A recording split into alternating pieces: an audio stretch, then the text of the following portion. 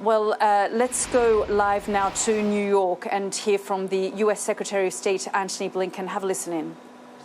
Jumped the gun, that they have been defending themselves ever since, that they feel that Nasrallah was the key, the linchpin to all of this, and Hezbollah, that after a year they felt that they had to get people back in their homes, that they went after Nasrallah, and in today's strike were targeting him. Clearly, they don't know what they've achieved.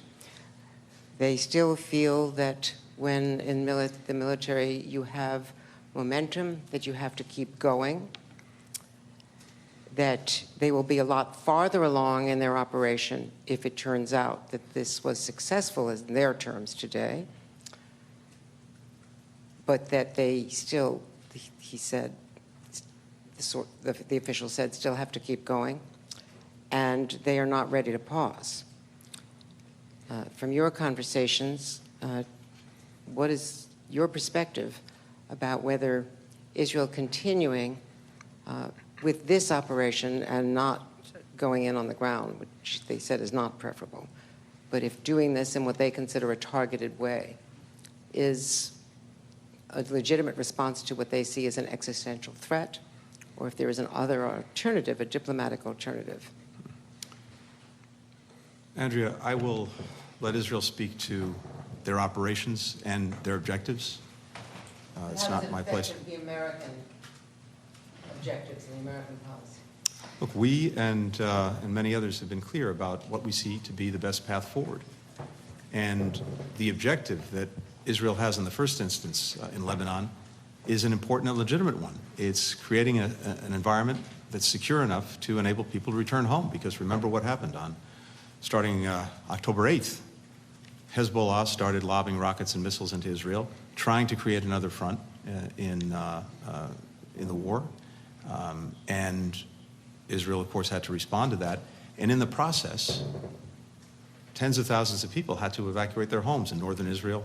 Villages and homes were destroyed, southern Lebanon. And so we have large populations, both in Israel and in Lebanon, who've been forced from their homes. And it is a legitimate and important objective for Israel to, again, create an environment in which people can get back to their homes. The question is, what's the best way to do that? What is the most effective, sustainable way to do that?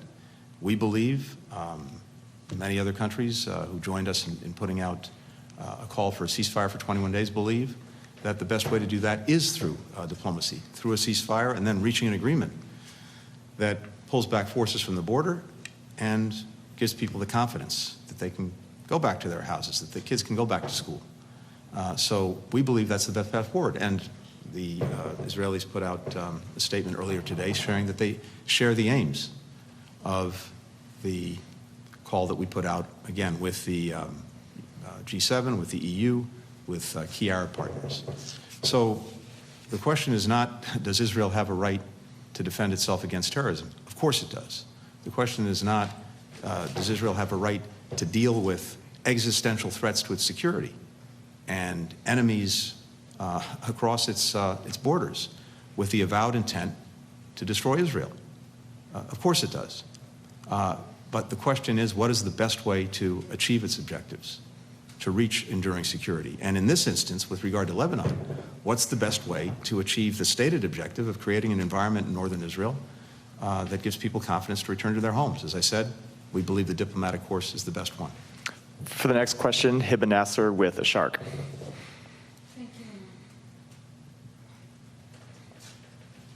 Thank you, Mr. Secretary. I want to ask the question again. Since October 7, you've been saying that Israel has the right to defend itself. And you've been stating all the time that they have the right to defend themselves against Hezbollah and Iranian proxies in the Middle East.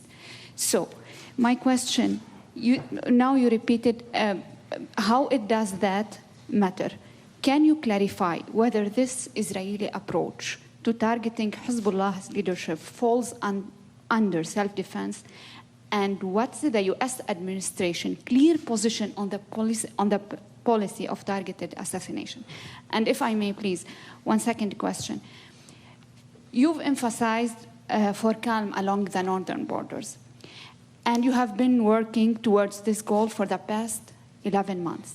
Now, as we edge closer to a broader conflict, could you specify what do you mean by calm? Are you referring to a return to the pre-October 7 status quo, implying a cessation of hostilities, or the full implementation of Resolution 1701? Because it does matter for the Lebanese and for the Israeli to understand what are you proposing. And just one final question. We are 2 weeks away from October 7, Mr. Secretary. What could you have done differently that might have changed the current situation? Thank you. I appreciate that you managed to get in several questions. So first, on the events of the last hours, we are still gathering information, making sure that we fully understand what happened, what the intent was, and until we have that information, I can't address in detail our response to it. So we'll continue to work on that in the hours ahead. With regard to a broader conflict, we've said very clearly, you're right, ever since October 7th, that one of our objectives, besides making sure that Israel does what it needs to do to make sure that October 7th never happens again, besides doing everything we can to try to make sure that people who are caught in this horrible crossfire of Hamas's making and who are suffering so terribly, women, men, children in Gaza, that they get the protection that they need and the assistance they need. Besides that, our objective has been to try to prevent the war from spreading as well as escalating. And on multiple occasions since October 7th, we seem to be on the verge of just that happening, including in the days immediately following October 7th, and then again on several other occasions, most notably in April, and even more recently than that. And each and every time, the combination of American deterrence and American diplomacy managed to prevent a wider war. We're intensely focused on doing exactly that now, along with many other countries, because in our judgment, in the judgment of so many others, it's in no one's interest to have a wider conflict. And so we're working in every possible way to prevent that from happening. Now, in terms of where we think this should go, no, going back simply to October 6th in terms of the border between Lebanon and Israel is not sufficient, because it's not simply a matter of having a ceasefire, that is, Hezbollah firing into Israel, Israel responding in a tit-for-tat. What's necessary is to create the conditions, including moving forces back, such that people in both northern Israel and southern Lebanon have the confidence to return home. It would be important, finally, to make 1701 real, not simply a piece of paper that's never been effectively implemented. And I remind as well that as part of Israel leaving Lebanon in 2000, after it had been bogged down there for 15 years, as part of that, and through 1701, the understanding was that any of the armed militia would put down their weapons. The state should have a monopoly on the use of force. Hezbollah never did that. And it's presented an ongoing threat to Israel ever since, again, with the avowed goal of eradicating it. So in this instance, the most important thing to do, again, if the objective is to just get people home, get kids back to school in Israel and in Lebanon, most important thing to do through diplomacy is to try first to stop firing in both directions, and then to use the time that we would have in such a ceasefire to see if we can reach a broader diplomatic agreement on this. I think it would have to proceed in phases, but we have to have conditions on the ground such that people know with confidence that they can be safe in their own homes. And finally, as we come to October 7th and the anniversary of that horror, our focus is not thinking about the past.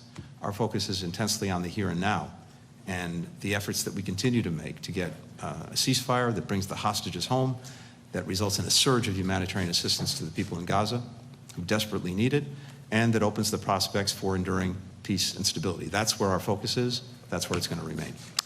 Olivia Gazis with CBS. Thank you very much. You were listening there to the U.S. Secretary of State